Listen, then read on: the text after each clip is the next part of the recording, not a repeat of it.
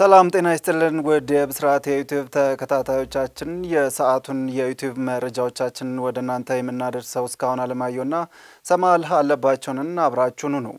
ቀዳሚ ወዳደረግነው መረጃ ስናሸጋግራችሁ በህገ ወጥ አደን ምክንያት በባቢሌ መጠለያ የሚገኙ የዞኖች ቁጥር ቀንሷል ተባለ። የሰው ሰራሽ ጫናዎችና የህገ ወጥ አደን ተግባር በባቢሌ ዞኖች መጠለያ ላይ አሉታዊ ተጽዕኖ እያሳደሩ ይገኛሉ ሲል የኢትዮጵያ የዱር እንስሳት ጥበቃ ባለስልጣን አስታውቋል። ባለስልጣኑ በባቢሌ ዞኖች መጠለያ ችግሮችና መፍትሄዎቻቸው ዙሪያ ከሚመለከታቸው አካላት ጋር ውይይት ማካሄዱ ተገልጿል። ባለስልጣኑ ዋና ዳይሬክተር አቶ ኩመራ ዋቅጅራ በመድረኩ ላይ ባስተላለፉት መልእክት የአየር ንብረት ለውጥ፣ የብዝሃ ህይወት ውድመትና የአካባቢ ብክለት ዓለማችንን በከፍተኛ ሁኔታ እያስጨነቁ ያሉ ችግሮች ናቸው ብለዋል። ዋና ዳይሬክተሩ አክለውም የባቢሌ ዞኖች መጠለያን ጨምሮ አብዛኞቹ የጥበቃ ቦታዎች ወደ ከፋ ችግር እየገቡ ያሉት በአንድም በሌላ ከነዚህ ችግሮች ጋር ተያያዥነት ባላቸው ምክንያቶች እንደሆነ አስረድተዋል። ከዚህ ችግር ጋር ለመውጣት ሁሉም የማህበረሰብ ክፍል የመፍትሄ አካል በመሆን የተፈጥሮ ሀብትን በኃላፊነት ሊጠብቅ ይገባል ሲሉም አሳስበዋል። በባለስልጣኑ የጥበቃ ቦታዎች ልማት ዴስክ ኃላፊ አቶ ካሳዬ ዋሚ ለብስራት ራዲዮ እንደተናገሩት ህገ ወጥ አደንን ተከትሎ በመጠለያ የሚገኙ ዞኖች ቁጥር እየቀነሰ መጥቷል። በዚህም የተነሳ ከዚህ ቀደም በመጠለያው ከ400 በላይ ዞኖች ይገኙ እንደነበር ገልጸው በአሁኑ ወቅት ላይ ግን ከ135 በላይ ዞኖች ብቻ እንደሚገኙ ተናግረዋል። በመሆኑም የፓርኩ ህልውናን ለመጠበቅ የጥበቃ ቦታው ዳር ድንበር እንዴት መጠበቅ ይቻላል በሚለው ዙሪያ በውይይት መድረኩ የቀጣይ ጊዜ መፍትሄ አቅጣጫ ተቀምጧል ሲሉ አቶ ካሳዬ ጨምረው ለጣቢያችን ገልጸዋል። ዘገባው የቅድስ ደጀኔ ነው።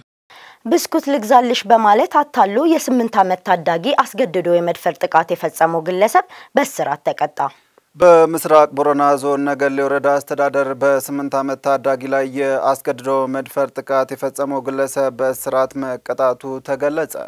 የምስራቅ ቦረና ዞን ፖሊስ ዋና መምሪያ የሴቶችና ህፃናት ጉዳይ ኃላፊ ዋና ኢንስፔክተር ዘውድነሽ አበበ ለብስራት ሬዲዮ እንደተናገሩት ተከሳሽ ዮሴፍ ፈጠነ የታዳጊዋ ወላጆች ወደ ስራ መሄዳቸውን ጠብቆ ብስኩት ልግዛልሽ በማለት አታሎ ወደ ራሱ መኖሪያ ቤት በመውሰድ ጥቃቱ እንደፈጸመባት ተጠቁሟል። ህፃኗ ደም እየፈሰሳት መንገድ ላይ ወድቃ ያገኟት ነዋሪዎች ለፖሊስ በሰጡት ጥቆማ ወደ ህክምና ቦታ ተወስዳ እርዳታ እንድታገኝ መደረጉ ተገልጿል። ተጎጂዋ ህክምና ከተሰጣት በኋላ ለፖሊስ በሰጠችው መረጃ መሰረት ጥቃቱን የፈጸመባት የ31 ዓመቱ ግለሰብ በቁጥጥር ስር መዋልም ተችሏል። ፖሊስ አስፈላጊውን ምርመራ በሐኪምና ከሰዎች በተገኘ መረጃ መሰረት በማጠናከር መዝገቡን ለአቃቤ ህግ ልኳል። አቃቤ ህግም በወንጀል ህግ ቁጥር 6/27 በህፃናት ላይ በሚፈጸም የህፃናት የግብረ ስጋ ድፍረት በደል በመጥቀስ ክስ መስርቷል። ክሱን ሲከታተል የቆየ ምስራቅ ቦረና ዞን ከፍተኛ ፍርድ ቤት ሰኔ 9 ቀን 2017 ዓ.ም በዋለው ችሎት ተከሳሽ ዮሴፍ ፈጠነ እድሜዋ ባልደረሰች ልጅ ላይ አታሎ የመድፈር ጥቃት በመፈጸም ጥፋተኛው ነው በመገኘቱ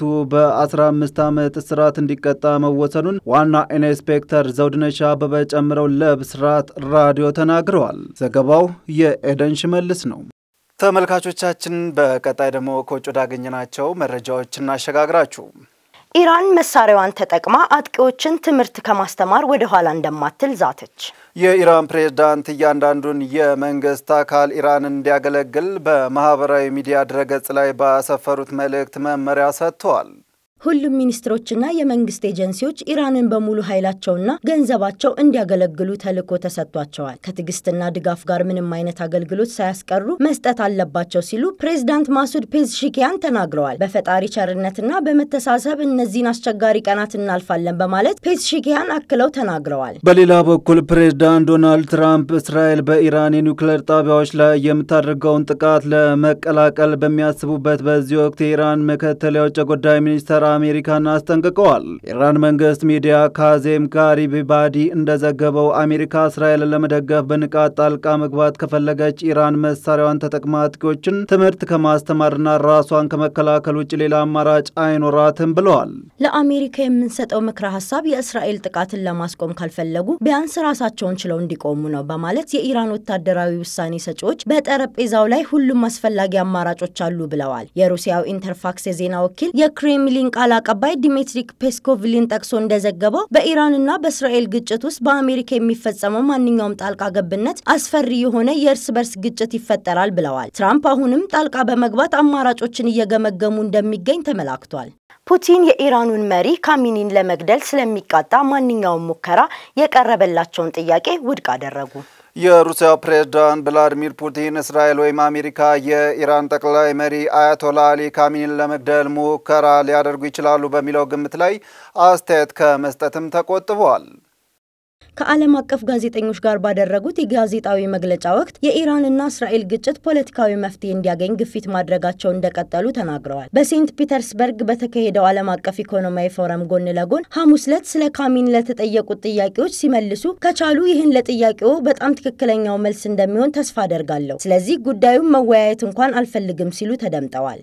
የእስራኤሉ ጠቅላይ ሚኒስትር ቤንያሚን ኔታንያሁ በዚህ ሳምንት መጀመሪያ ላይ ግጭቱ በኢራን ያገዛዝ ለውጥ ሊያመጣ ይችላል ሲሉ ተናግረዋል። እስራኤል ጥቃቶች ከፍተኛ የጦር መሪዎችና ከፍተኛ የኒውክሌር ሳይንቲስቶች ላይ ያነጣጠሩ መሆናቸውም ይታወቃል። መቀመጫውን አሜሪካ ያደረገው የኢራን የሰብአዊ መብት ተሟጋች ድርጅት እንደገለጸው ካለፈው አርብ ጀምሮ የእስራኤል ባደረገችው ጥቃት ቢያንስ 585 ሰዎች ሕይወታቸው ያለፈ ሲሆን 239 ንጹሃን ዜጎች መሞታቸው ይታወሳል። አሜሪካው ፕሬዝዳንት ዶናልድ ትራምፕ ዋሽንግተን ካሚኒ ያሉበትን ቦታ ታውቃለች ሲሉ መናገራቸው ይታወሳል። ምንም እንኳን አሜሪካ እስራኤል በኢራን ላይ የምታደርገውን ጥቃት ልትቀላቀል እንደምትችል ባይገልጹም ዩናይትድ ስቴትስ ለጊዜው እርምጃ እንደማትወስድ ተናግረውም ነበር። ፑቲን የኢራን ሕዝብ ከመንግስት ጀርባ አንድነቱ እንደቀጠለ ተናግረዋል። ዛሬ በኢራን ውስጥ በሁሉም የውስጣዊ የፖለቲካ ሂደቶች ውስብስብነት እዚያ እየተከናወኑ እንደሆነና በሀገሪቱ የፖለቲካ አመራር ዙሪያ የህዝቡ ውህደት እንዳለና ያለን ብለዋል። ከብስራት የዩቲዩብ መረጃዎች ጋር አብረናችሁ ቆይታ ያደረግነው እስካሁን አለማየውና ሰማራ አለባቸው ነን። ሰላም።